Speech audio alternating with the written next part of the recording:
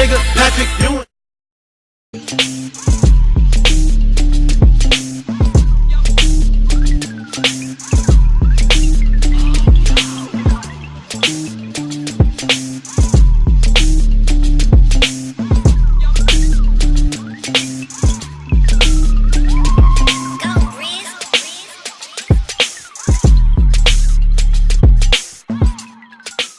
This is StrictlyHipHop.com. I'm Miss Jayyiah, and I'm sitting here with one of the hardest working celebrity DJs in the entertainment business. What's going on, Boo? What's going on? How you doing? I'm feeling good. How you feeling? I'm great. Yo, I'm happy to finally be sitting down with you. I'm happy to finally be here. Now, Boof, what's up? Getting straight to the point, I want to talk about your recent happenings first. You just got off tour, the Picquant tour with Nicki Minaj. Now, I've seen footage many times of how you expertly rock a crowd. Like, I feel like the way you rock a crowd is like expert. Like, I feel like you're an expert at it. So the question is, when it comes to in understanding the differences of music worldwide, is there any strategy behind your, technique of rocking a crowd? Yeah, I mean, you have to know the crowd that you're working with. You have to know the location where you're at. You have to do your research on the artist that's very popular in that area. So, like, if you're going to Sweden, you actually do put time into it. Put time. You have to look up who's the artist out there in Sweden who's making the most noise. You have to know the history of Sweden, type of music that they were listening to, from back then to present. I figured it would take some effort. And although you've been country to country, state to state, coast to coast, which artist, if you could slim it down to one, gives the most vibration from the crowd? Like, which like type of music? Hip hop, definitely. Hip hop, definitely. Genre of music, hip hop, definitely. Hip hop is worldwide. It is. Hands down. Is beautiful. And how about like an artist? Artists. I know slimming it down to one is a lot, but you could name one of the artists who really make a crowd, go crazy. No matter what, Biggie. Biggie, no matter what. Anywhere you go, people know who Biggie was, what type of music he put out. Brooklyn. Definitely. Biggie's definitely. His legacy would be here forever. So you've been working a lot lately. I said that you and your manager put together a traveling show called the DJ Boof Experience. Yes. Tell me about it. Happy to finally talk about that. So, after traveling so much and doing clubs, from state to state, city to city, world to world, we finally decided to put together a show, and not just the atmosphere of just club atmosphere, but a show where, I'm giving you a history lesson on music. Taking you from the past to the present, taking you back in time to when you was in high school, the type of music that you was listening to in high school, the songs that you were dancing to on your prom date, so I'm trying taking from an area of 90s, maybe 80s, maybe 70s to today's music, and see how do I, transition that and get stories between that. And that's why it's going to be an experience. It's an experience. So is it going to be like a club setting? Right. Well, you said you're going to travel with it, so you're going to go to exactly, and then you're going to that sounds so exciting. You said it's been in the back of your mind for a while. Yeah, it's always been in the back of my mind. When you travel so much and you see a wide range of people and you see how everybody enjoys music the way that you do.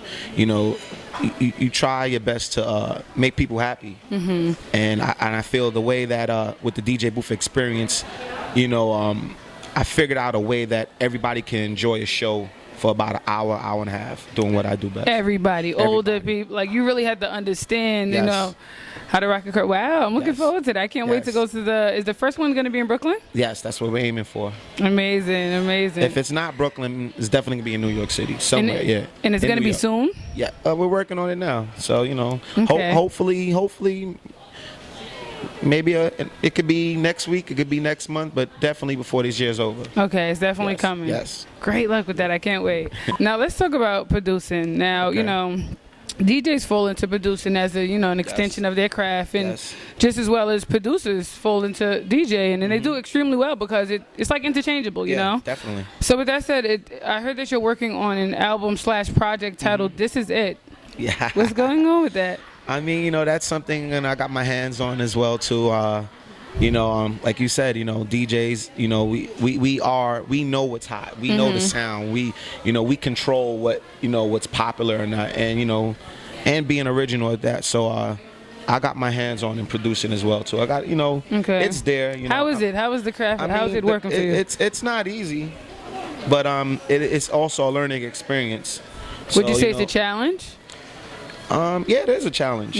Because there's so much producers, there's so much DJs, and then you're always trying to invent a new sound. Knowing that there's so much sounds out there, and then it's like, how do you make a sound that's different from what's already we've been hearing for all of these years? Exactly. So that's what I'm currently doing right now. Okay, working on that project. Sound. Yeah, I'm not rushing. I'm taking my time. You can't rush that. Can't rush greatness.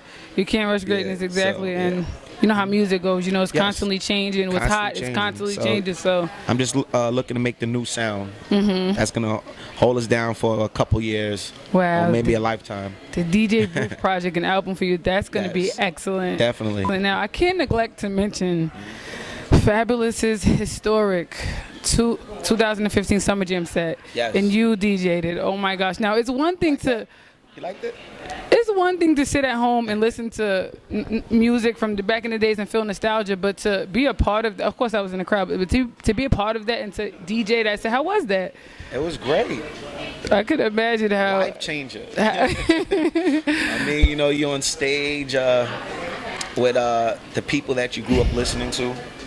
People that you and you're building, you're networking, and now you're actually now a part of that culture now. You know what I mean? Like a part of it. Like, who would have ever thought? Me, being from Brooklyn, DJing these clubs that hold about 100 to 200 people. Now I'm on a concert platform of 50,000 people. 50,000 people. And I'm rocking with people that I looked up to. You know what I mean? It's crazy. It's crazy. Yeah. He brought out everybody. On the Summer Jam bill actually said, Fabolous and friends. Yeah. So we knew what time it was. Yeah. But nobody knew exactly what. Nobody. He brought out Black Rob. Yeah. It was just really a hip hop moment. It was a real hip hop moment. How long have you been DJing? Maybe about 10 years now. 10 years. Now, I'm sure that you had to face some difficulty when it came to mastering your skill and perfecting it. Could you share with us some difficulties you faced, during your journey? Difficulties.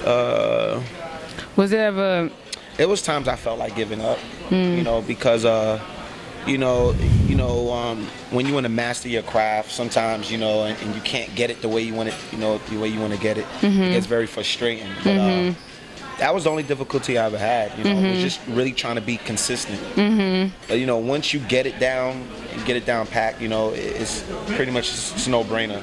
That was the only difficulties I had, was just really trying to maintain being consistent. And consistency is key. Yeah, definitely. Definitely was key. So you was you're from Brooklyn. You was hopping around, DJing, getting your name up for a while. Then finally. Yeah, finally. Wow, 10 years. Now you don't seem like the type to be put in a box. Like to be put in a box. You travel. Yeah. Again, we say name some of the countries you've been to. Dubai, Australia, Germany, Japan, Paris, France. I mean, everywhere. Worldwide. Yeah, pretty much, yeah. Did you have like a favorite country, somewhere you look forward to visiting again? Australia. Australia? Like Australia a lot, yeah. Matter of fact, you know what? South of France. Wow. Between those two. I haven't been there yet, but I can only imagine. A lot of energy. And I know you noticed the differences between the crowds. Yeah, definitely. But one thing about what most people don't know, that when you travel like that, you get to see like how people really react to, like, hip hop is really worldwide. You know what I mean? When people tell you that, you just look at them like, you just hear. But you don't get it until you're in Australia, hearing them recite the words, how much right? hip hop really affects, and how people really people take into it. To hear, it must be crazy to hear a crowd of Australians reciting Biggie lyrics. And knowing the fact that they don't speak English. Wow. But I get it. Yeah, I get it. Wow. So I was gonna say, you don't seem like the type to be put in a box, but is having like a slot on a major radio station something that you ever thought of, like down the line? Yeah, definitely. I played on Power 105 a few times. But I mean, like, really, yeah. I mean, When I feel like I still have a long journey and things I want to accomplish, and things, but radio is definitely something I'm looking forward to, revisiting and seeing, how can I fit in, fit in that program. Okay, cool. That's why I said a box, like, because if you work, you can't travel the way you do when you have to be at, not. My manager always says everything is negotiable.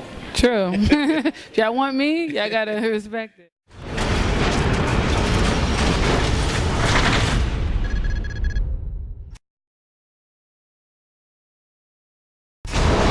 Stay out of it, be neutral, right? Yeah, that's it. Yeah, that's it. That's the best way to play it.